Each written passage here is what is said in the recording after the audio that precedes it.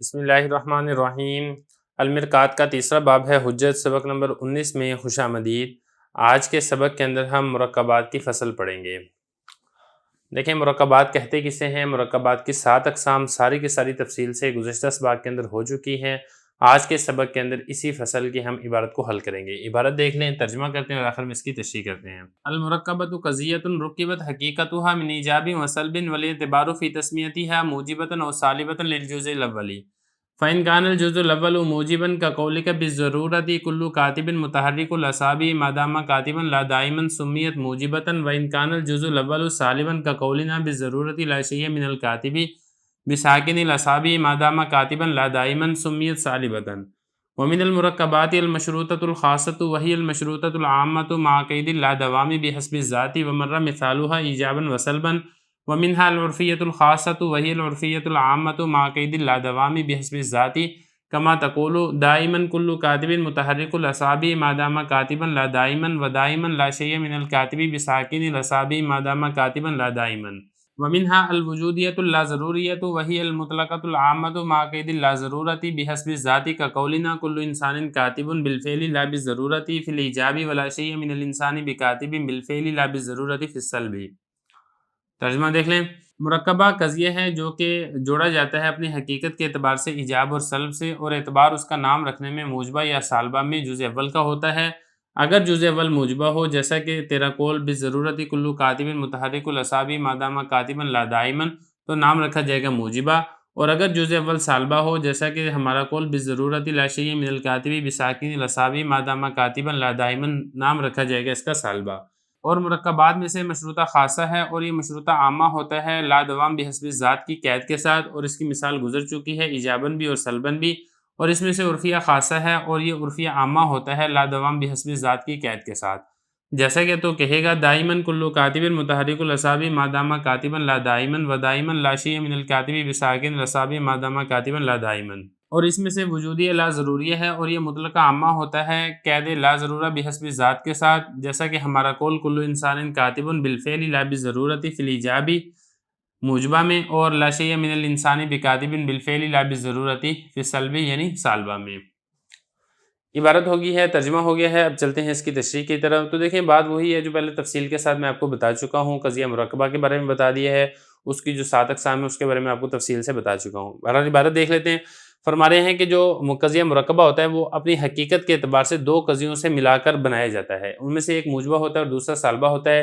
یہ والی بات میں نے آپ کو بتا دی ہے کہ جب آپ 2 قضیہ بسیطہ کو ملائیں گے اور ایک قضیہ مرکبہ بنائیں گے تو ایک کا موجبہ اور دوسرے کا سالبہ ہونا یہ لازمی اور ضروری ہے۔ تو یہ بتا رہے ہیں اپنی حقیقت کے اعتبار سے ایجاب اور سلب سے مل کر بنتا ہے، اور یہ بھی میں نے آپ کو بتا دیا تھا کہ اس میں پہلے جز کا اعتبار ہوتا ہے۔ اگر پہلا جز موجبہ ہو تو اس پورے قضیہ مرکبہ کو قضیہ موجبہ کہا جاتا ہے، اور اگر پہلا جز سالبہ ہو تو اس پورے قضیہ مرکبہ کو قضیہ سالبہ کہا جاتا ہے۔ آگے حضرت نے ان دونوں کی ایک ایک مثال دی ہے۔ فرما رہے ہیں کہ اس کا نام رکھنے میں، یعنی جو قضیہ مرکبہ ہے اس کا نام موجبہ رکھیں گے یا سالبہ رکھیں گے تو اعتبار جو ہے وہ جزء اول کا ہوتا ہے۔ اگر جزء اول موجبہ ہو تو پھر کیا ہوگا؟ پھر یہ سمیت موجبتاً، تو پھر اس کا نام رکھا جائے گا موجبہ۔ اور آگے دیکھیں، اور اگر جزء اول سالبہ ہو تو پھر اس کا نام رکھا جائے گا سمیت سالبتاً، نام رکھا جائے گا اس کا سالبہ۔ اب موجبہ کی آگے مثال دی حضرت نے۔ موجبہ کی مثال جیسا کہ ہمارا قول بالضرورت کل کاتب متحرک الاصابع ما دام کاتبا لا دائما۔ اب یہ دیکھیں یہ موجبہ کی مثال ہے کیونکہ اس میں جو جزء اول ہے یہ والا، یہ جزء اول موجبہ ہے اور لا دائما یہ سالبہ ہے، تو اعتبار جزء اول کا لہذا یہ پورا قضیہ موجبہ ہوگا۔ اور اسی طریقے سے اگر جزء اول سالبہ ہو، جیسا کہ بالضرورت لا شیء من الکاتب بساکن الاصابع ما دام کاتبا، یہ جزء اول ہے اور یہ سالبہ ہے، تو لا دائما یہ موجبہ ہے، تو لہذا جزء اول کے اعتبار کرتے ہوئے اس پورے قضیے کو سالبہ کہا جائے گا۔ تو بہرحال یہ تو ہوگی بات۔ اب آگے جو مرکبات کی قسمیں وہ بتا رہے ہیں۔ فرما رہے ہیں کہ جو پہلی قسم ہے مشروطہ خاصہ۔ مشروطہ خاصہ میں آپ کو تفصیل سے بتا چکا ہوں۔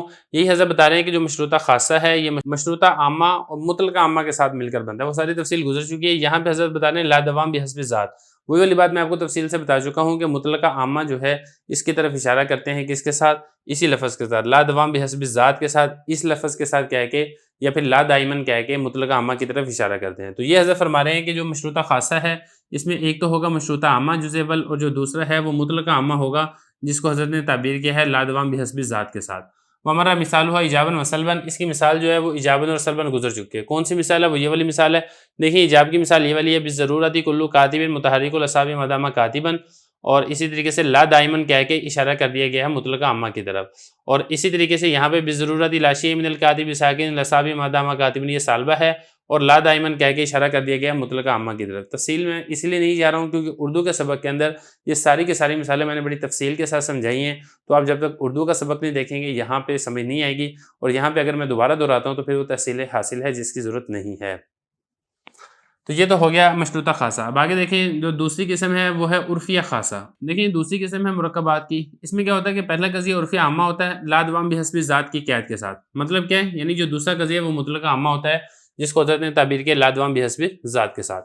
جو ہے اس کی آگے مثالیں دے رہے ہیں، دونوں مثالیں، ایک اس میں مثال ہوگی موجبہ کی، دوسری اس میں مثال ہوگی سالبہ کی.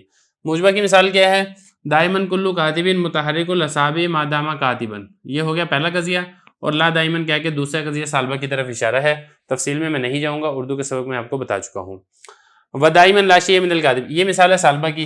لا شیء من الکاتب بساکن الاعصاب ما دام کاتبا، یہ قضیہ اول ہے جو کہ عرفیہ عامہ ہے، اور یہ جو آگے ہے لا دائمن کہہ کے اشارہ کیا گیا ہے مطلقہ عامہ موجبہ کی طرف. اور یہ ہوگی دو قسمیں. اب آگے چلیں تیسری قسم کی طرف. دیکھیں جو مرکبات کی جو تیسری قسم ہے وہ ہے وجودیہ لا ضروریہ. وجودیہ لا ضروریہ کیا ہوتا ہے؟ دیکھیں اس میں پہلا قضیہ مطلقہ عامہ ہوتا ہے قید لا ضرورہ بحسب ذات کے ساتھ. لا ضرورہ بحسب ذات کا مطلب کیا ہے؟ مطلب ہے ممکن عامہ، جیسا کہ میں آپ کو تفصیل سے بتا چکا ہوں کہ ممکن عامہ کو لا ضرورہ بحسب ذات کے ساتھ تعبیر کیا جاتا ہے.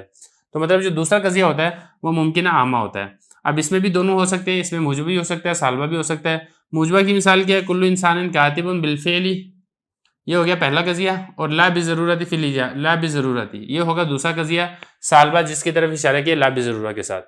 فی الایجابی کا مطلب یہ ہے کہ یہ پہلی مثال ہے موجبہ کی، یعنی اس میں چونکہ جزء اول موجبہ ہے تو لہذا اس پورے قضیہ مرکبہ کو موجبہ کہا جائے گا. اور سالبہ کی مثال کیا ہے؟ لا شیء من الانسان بکاتب بالفعل، یہ پہلا ہے جو کہ سالبہ ہے، اور لا بضرورت یہ دوسرا جو کہ موجبہ ہے. تو چونکہ اس میں جزء اول سالبہ ہے لہذا اس پورے قضیہ کو کہا جائے گا سالبہ، جس کو حضرت نے فی السلب کے ساتھ یہاں پہ تعبیر کیا ہے. تو تین قسمیں یہاں پر ہو گئی ہیں. اب اس کے بعد جو باقی چار قسمیں ہیں انشاءاللہ اس اگلے سبق کے اندر ہم پڑھیں گے.